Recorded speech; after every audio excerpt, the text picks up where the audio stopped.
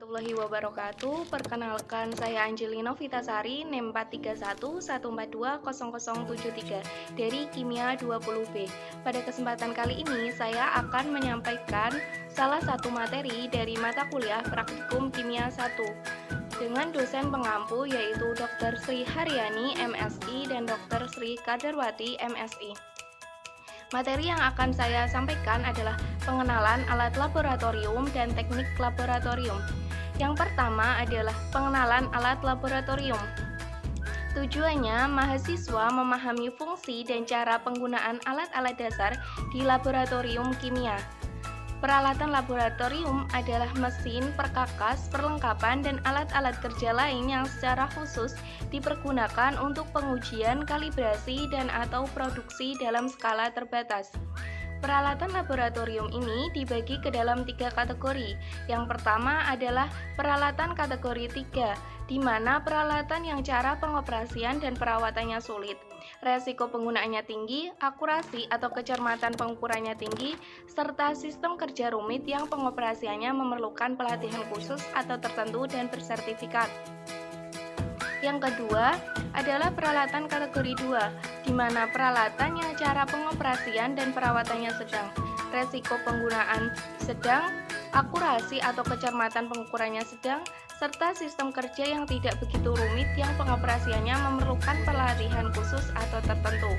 Yang ketiga adalah peralatan kategori 1, di mana peralatan yang cara pengoperasian dan perawatannya mudah, resiko penggunaan rendah, akurasi atau kecermatan penggunaannya rendah, serta sistem kerja sederhana yang pengoperasiannya cukup dengan menggunakan panduan. Selanjutnya yaitu peralatan laboratorium kimia. Yang pertama ada peralatan gelas non-pengukuran. Yang pertama ada beker gelas, berfungsi sebagai tempat menampung, mereaksikan bahan kimia, dan mendidihkan larutan. Kedua, corong kaca untuk memindahkan larutan ke wadah lain yang bermulut kecil. Ketiga, ada labu Erlenmeyer, berfungsi sebagai tempat menampung dan mereaksikan bahan kimia pada waktu titrasi. Keempat adalah pipet tetes, berfungsi untuk memindahkan larutan dalam jumlah kecil atau per tetes. Kemudian ada batang pengaduk yang digunakan untuk mengaduk dan membantu menuangkan cairan ke dalam Erlenmeyer.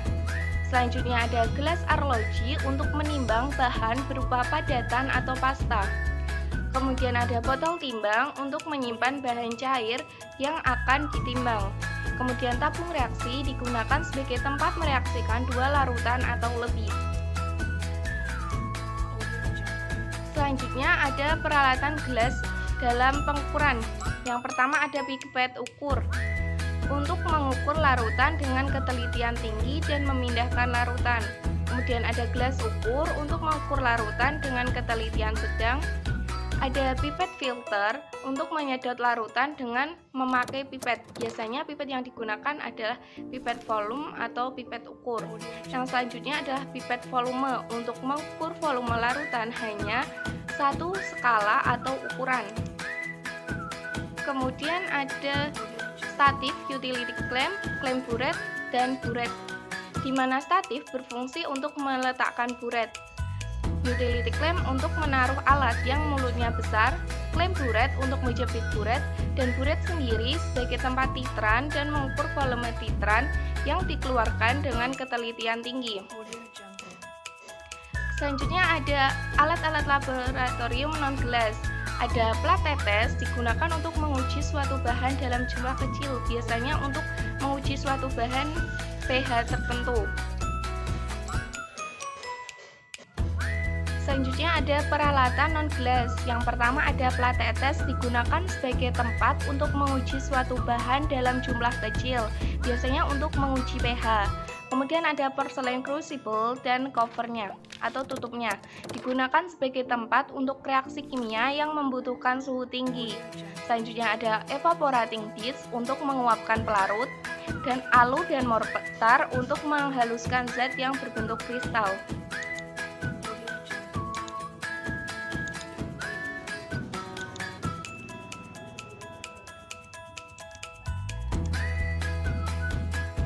Selanjutnya ada spatula.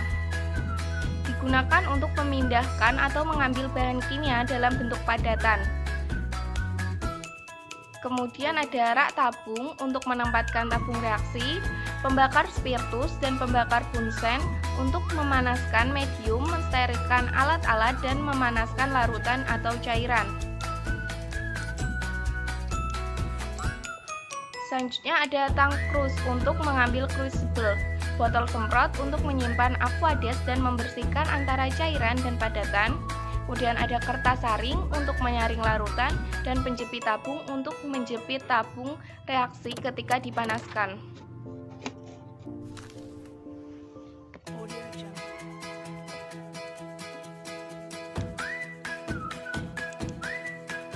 Yang kedua penjelasannya adalah mengenai teknik laboratorium.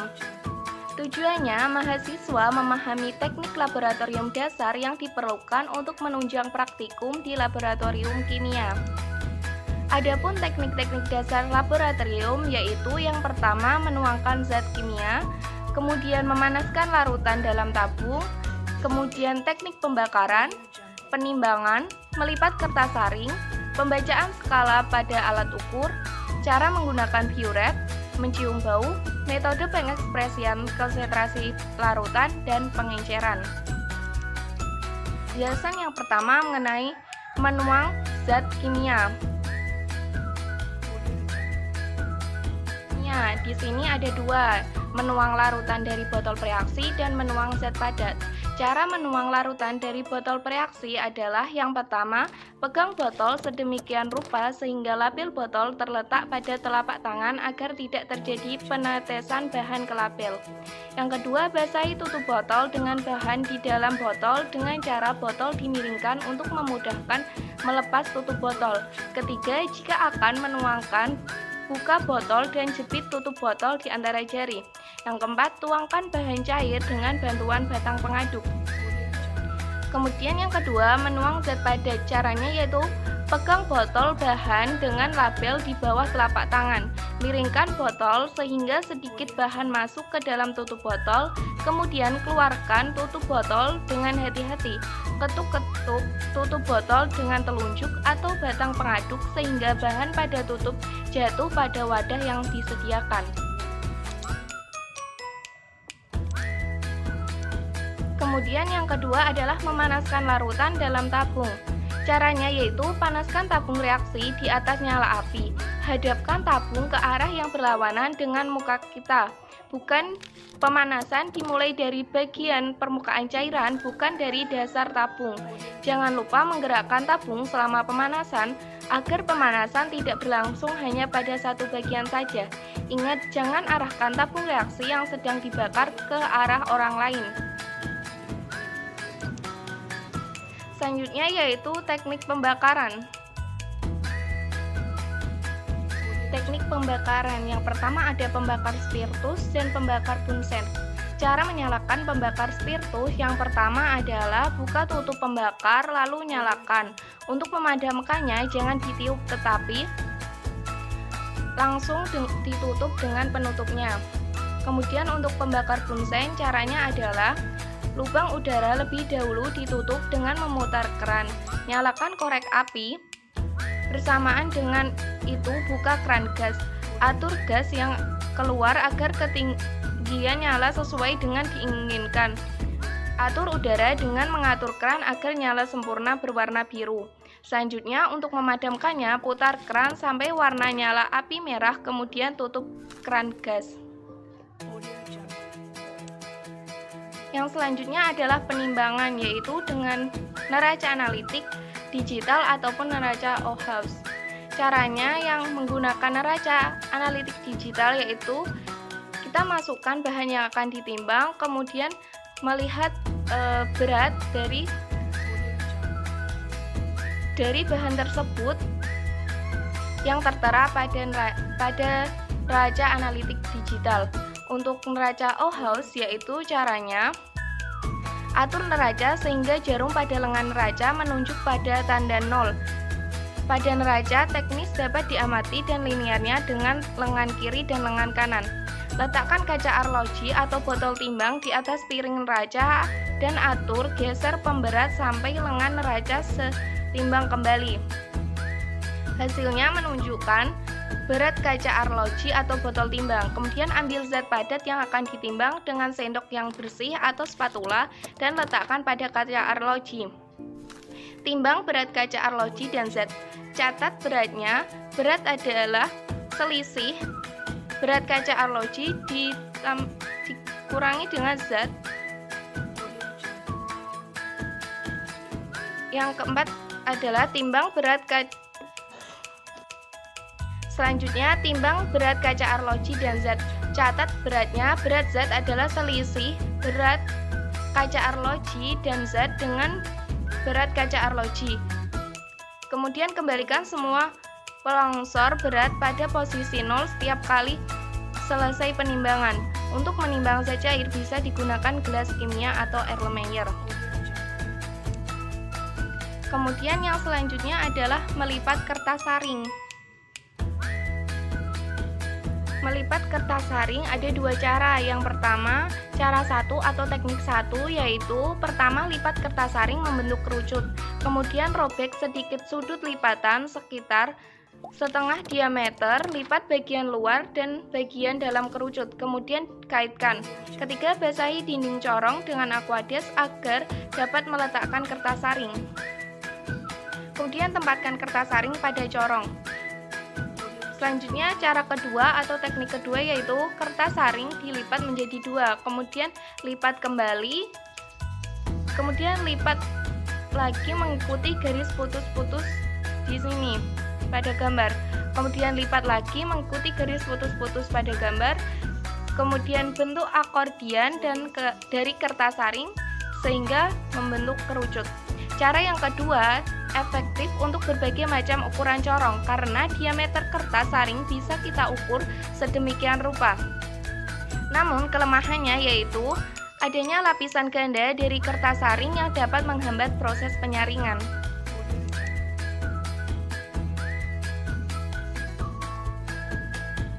Selanjutnya yaitu pembacaan skala pada alat ukur. Yang pertama ada gelas ukur. Caranya yaitu pegang gelas ukur vertikal setinggi mata dan lihat permukaan atas atau meniskus cairan.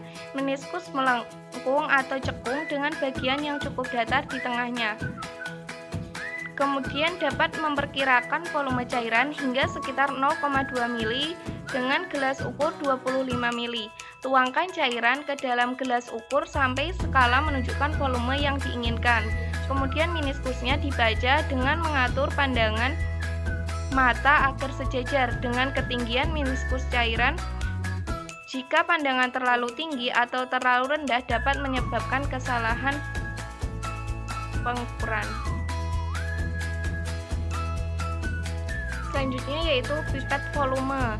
Cara penggunaannya yaitu gunakan pipet bal atau aspirator untuk mengisi pipet. Pipet dibilas dengan air suling, kemudian dengan larutan yang akan diukur. Bilas pipet dengan zat cair yang akan diukur sampai merata, dilakukan 2 atau 3 kali. Sedikit cairan disedot ke dalam pipet. Pipet dipegang hampir horizontal lalu diputar-putar sehingga cairan bersentuhan dengan permukaan dalam pipet. Buang cairan pencuci melalui lubang pipet. Kemudian pipet diisi dengan zat cair yang akan diukur dengan menggunakan bal pipet atau aspirator. Kemudian sesuaikan larutan sampai tanda batas. Keluarkan pipet dari dalam cairan dan keringkan ujungnya yang tercelup dengan tisu atau sobekan kertas saring. Keluarkan kelebihan zat cair dengan pipet sampai tepat menyinggung tanda batas dengan cara menggerakkan jari telunjuk penutup pipet. Pindahkan zat cair dalam pipet dengan cara meletakkan pipet pada wadah di mana ujung pipet menyentuh dinding alat yang akan digunakan. Sudut antara pipet dengan dinding kira-kira 40 derajat. Biarkan pipet tersebut tetap menempel pada alat kira-kira 30 detik. Jangan tiup sisa cairan terakhir di pipet. Jika petunjuk di atas diikuti, pipet akan mengantarkan sesuai volume yang ditentukan. Pipet volume tersedia dalam berbagai ukuran umumnya 5, 10, 25, dan 50 mili.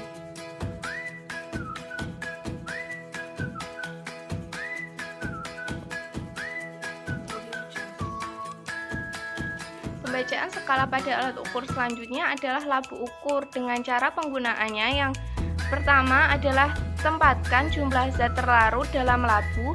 Isi labu dengan air suling atau pelarut yang digunakan sampai 80% volume. Sumbat dan kocok sampai zat terlarut. Isi dengan hati-hati ke garis kalibrasi dengan air suling. Balik labu setidaknya 10 kali untuk mengukur pencampuran sempurna. Kemudian selanjutnya adalah cara menggunakan buret. Yang pertama, pasang buret pada penjepit buret dan tutup keran buret. Ujung keran buret diolesi sedikit pelumas atau vaselin, dimasukkan ke ujung buret dan putar perlahan sampai kedua permukaan tertutup lapisan tipis vaselin. Lubang pada penutup keran buret juga harus dipastikan bersih dan bebas dari vaselin. Jika penutup keran tersumbat, maka segera ganti dengan yang bersih. Penutup keran buret yang tersumbat vaselin akan dibersihkan oleh personel ruang stok dengan pelarut organik. Bilas buret dengan air suling. Bila diperlukan, siram juga dengan larutan natrium bikarbonat 0,1 m dan bilas lagi dengan air suling. Bilas buret dengan zat cair yang akan digunakan seperti membilas pipet. Isi buret dengan zat cair yang akan digunakan melalui corong. Bila zat cair yang ada dalam buret melebihi skala 0, keluarkan kelebihan zat cair melalui keran buret sampai batas minuskus 0. Bersihkan dinding bagian atas dalam buret dari zat cair yang menempel dengan bantuan kertas saring. Masukkan zat cair penitran ke dalam Erlenmeyer dan lakukan titrasi dengan cara memegang Erlenmeyer dengan tangan kanan, sedangkan membuka menutup keran buret menggunakan tangan kiri. Setelah tercapai titik akhir titrasi, tutup keran buret dan ukur volume zat cair yang terpakai dengan cara membaca angka skala yang ditunjukkan oleh minuskus zat cair dalam buret.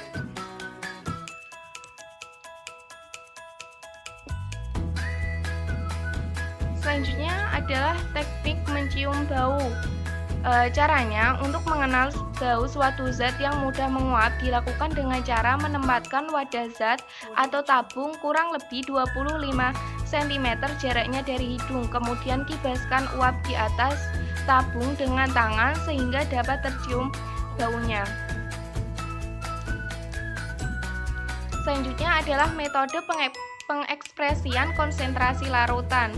Yang pertama ada molaritas, dirumuskan dengan M sama dengan B per MR dikali 1000 per V, di mana B adalah massa dari zat, MR massa molekul dari zat, dan V-nya adalah volume dalam satuan mili, atau dengan cara lain yaitu M sama dengan Rho dikali 10 dikali X dalam persen dibagi MR, di mana Rho adalah berai jenis, X persen adalah persentase dari zat tersebut. Yang selanjutnya ada normalitas, dirumuskan dengan N sama dengan B per berat ekivalen dikali 1000 per volume, di mana volumenya adalah dalam satuan mili.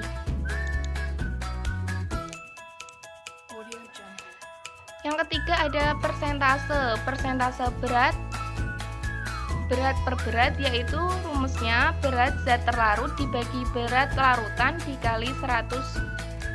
Yang kedua ada persentase volume atau persen volume per volume, yaitu volume zat terlarut dibagi volume larutan dikali 100%. Kemudian ada persentase berat volume persen berat per volume, yaitu sama dengan berat zat terlarut dibagi volume larutan dikali 100%. Kemudian yang terakhir ada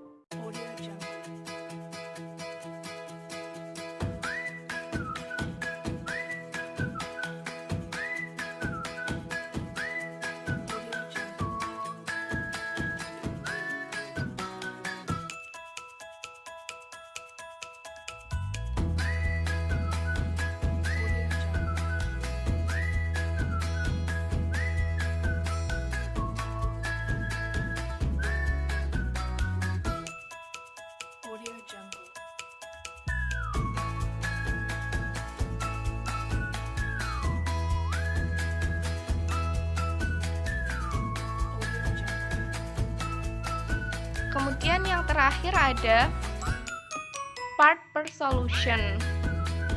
Yang pertama ada part per thousand atau PPT. PPT adalah berat zat terlarut dibagi volume larutan dalam liter. Beratnya dalam gram. Atau PPT sama dengan berat zat terlarut dalam gram dibagi berat larutan dalam kilogram. Yang kedua ada part per million atau ppm. ppm sama dengan berat zat terlarut dalam miligram dibagi volume larutan dalam liter, atau ppm sama dengan berat zat terlarut dalam miligram dibagi berat larutan dalam kilogram. Yang ketiga ada part per billion atau ppb. ppb sama dengan berat zat terlarut dalam mikrogram dibagi volume larutan dalam liter, atau ppb sama dengan berat zat terlarut mikrogram per berat larutan kilogram, di mana 1 kilogram sama dengan 1000 gram sama dengan 1 juta miligram, di mana sama dengan 1 miliar mikrogram. Yang terakhir ada pengenceran, di mana pengenceran adalah mol zat terlarut sebelum pengenceran sama dengan mol zat terlarut setelah pengenceran, atau C1 dikali V1 sama dengan C2 kali V2, atau V1 dikali M1 sama dengan V2 kali M2, di mana konsentrasi di sini bisa dalam molaritas, normalitas, persen, ataupun ppm, ppb, dan ppt.